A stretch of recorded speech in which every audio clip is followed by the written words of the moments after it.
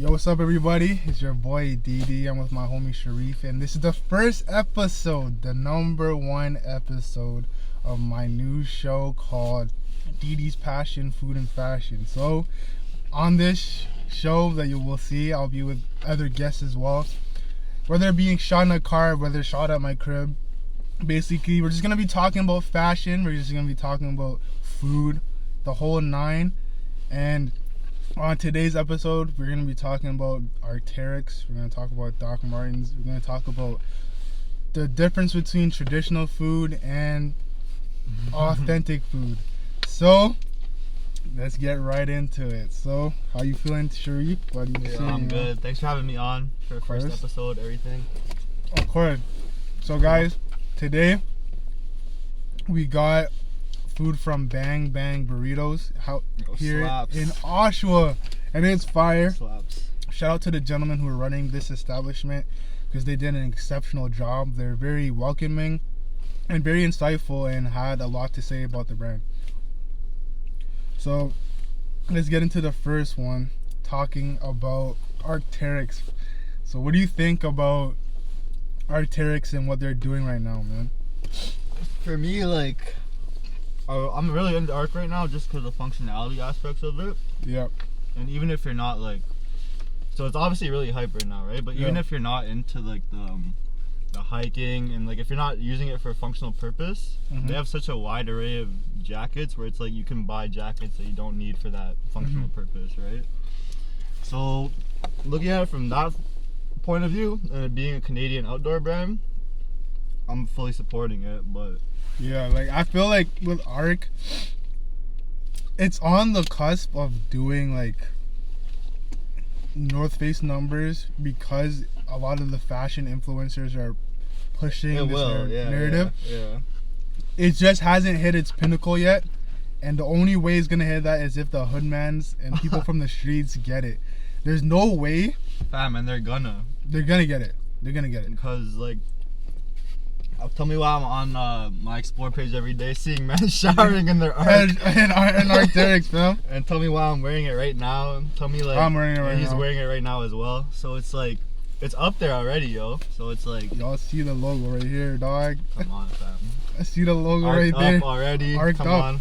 But nah, man, it's big right now. And when me and you got into it, when you and I got into it, we kind of hit it just before it hit that peak. Yeah, it's like right there. When I think like we brought it up to each other and we were like thinking of copying it. Yeah.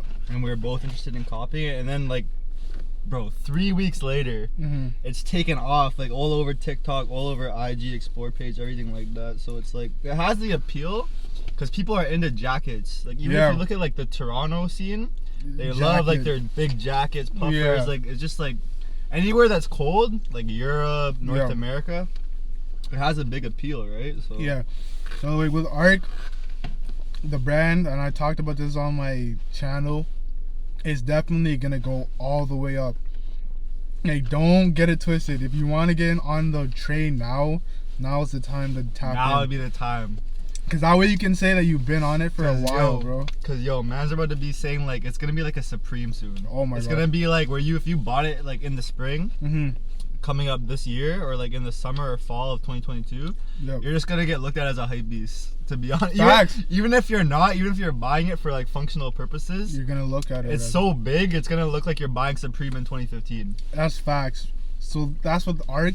Now we're talking about Docs, bro. So both of us have Docs on too. Now with Docs, I got the Oxfords. I got the 1490 bucks. And you got the 1490s. Now with Docs, obviously, there's a lot of these work boots that are popular.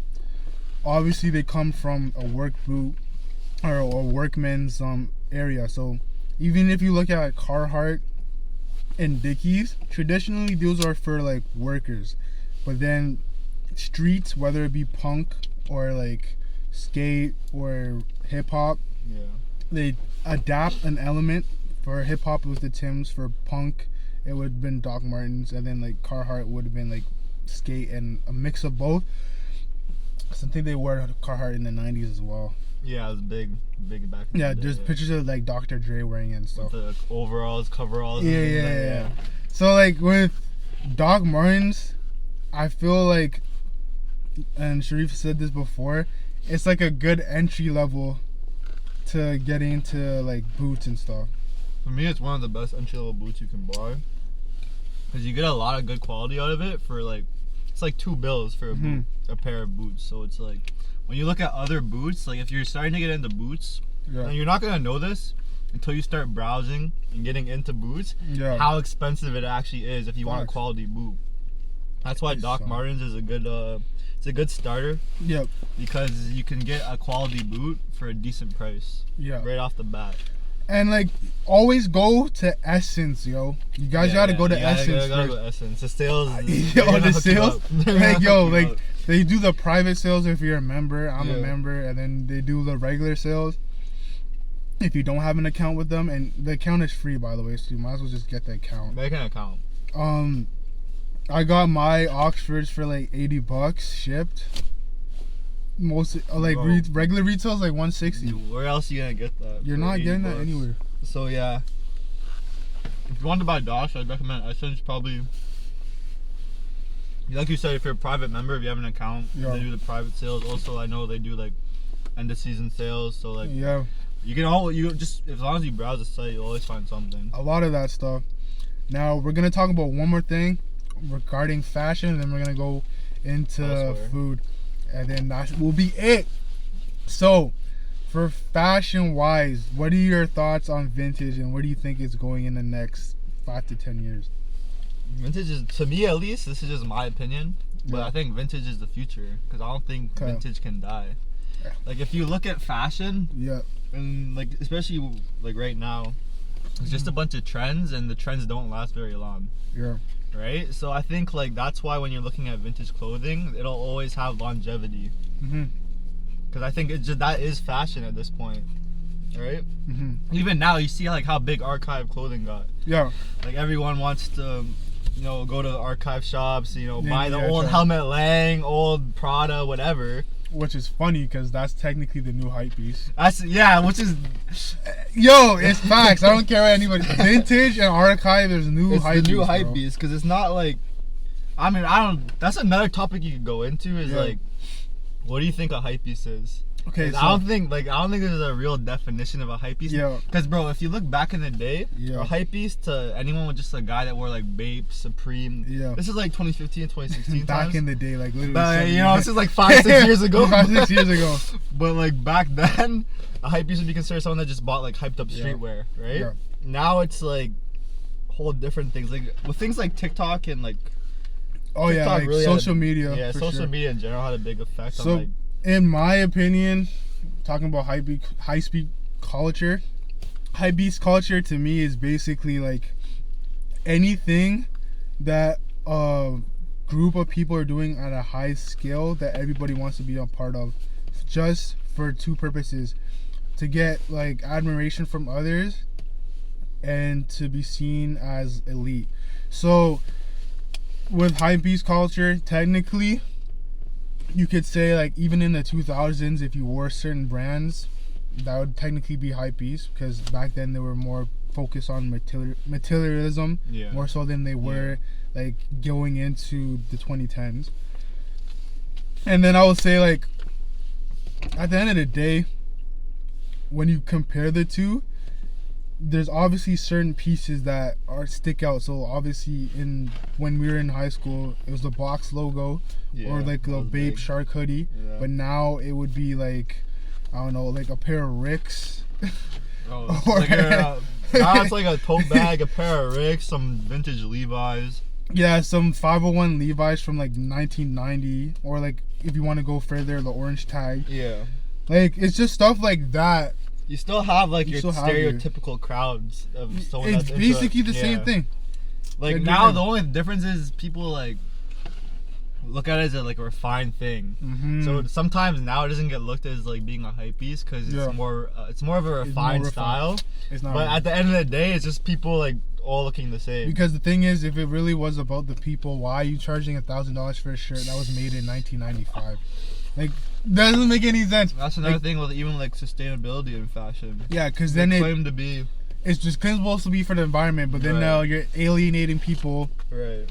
because of their pocket situation, because not everybody can afford $1,000 like what's a band from the 90s, Nirvana t-shirt. Nirvana, Guns N' Roses, whatever. So like, and that started off because of guys like Jerry and Kanye wearing vintage like band tees. Even like pro wrestling tees goes for bro, like Austin t-shirt, like Stone Cold Steve Austin t-shirt goes for like on average like a good one. Even the bootlegs go for 1,000, but like the regular ones that were like copyrighted by WWF at the time go for like on average 200 to 500. To me that's a joke. Like, vintage clothing is cool, but if we really cared about like sustainability and stuff, we wouldn't be charging $250 for a 20-year-old t-shirt. It makes no sense.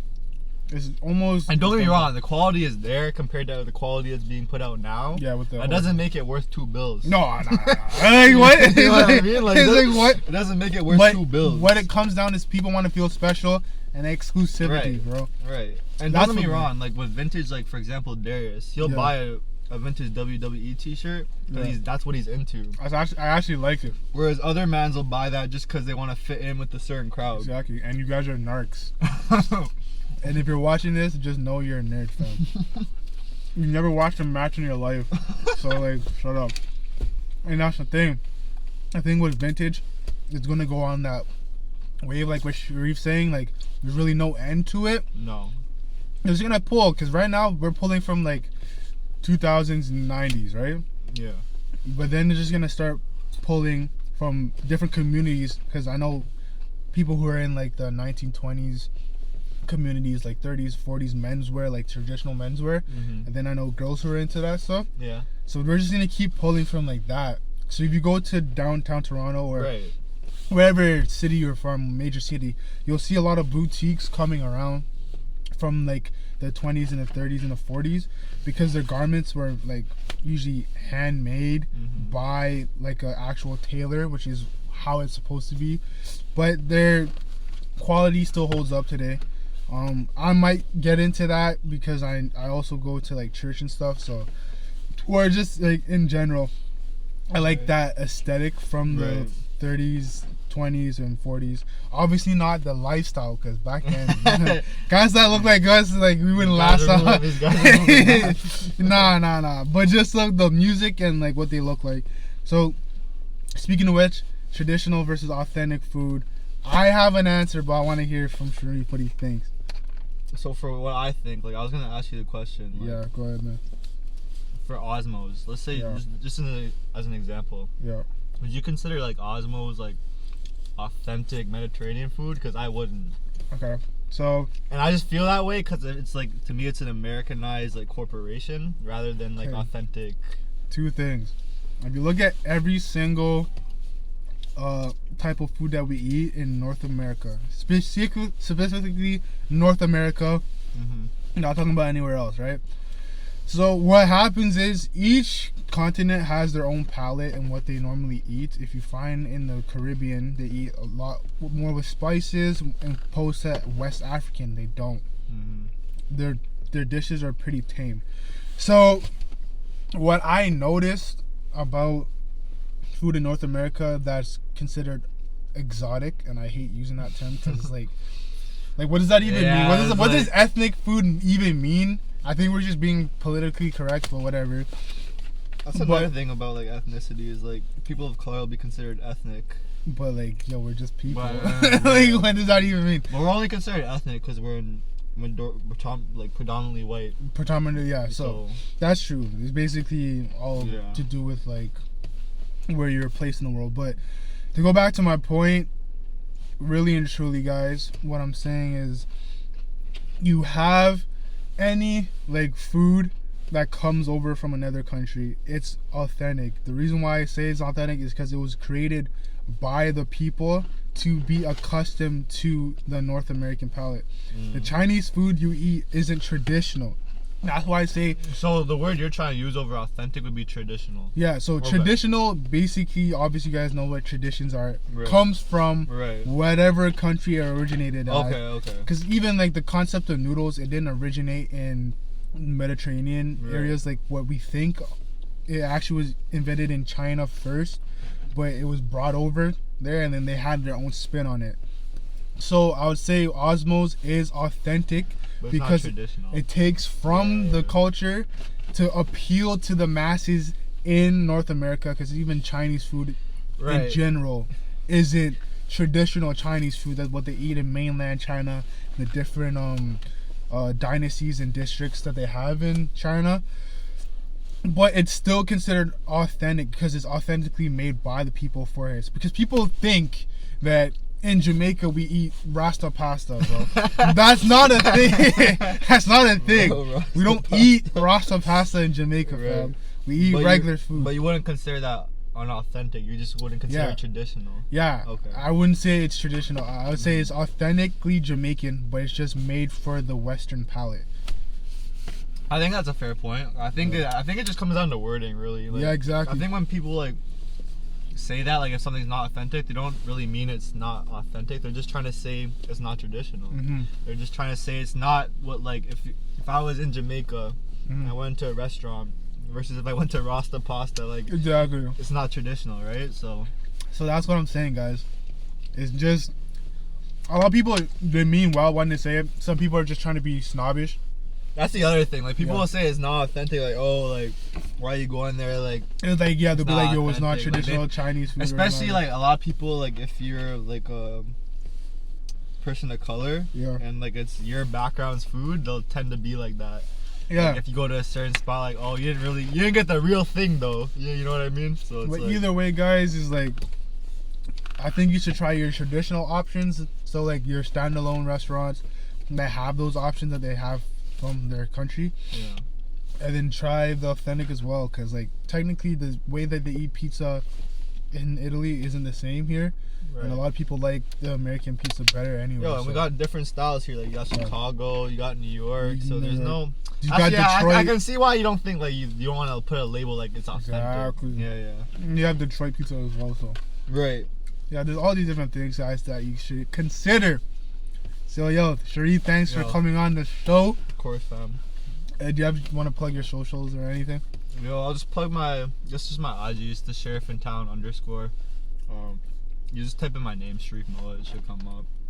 That's it, really. That's it, yo. Yeah. Welcome to the first episode of DD's Passions, Food and Fashion. Come on. And, yo, we'll see you guys when we see you guys. Y'all take care. Y'all stay suave. And we out of here.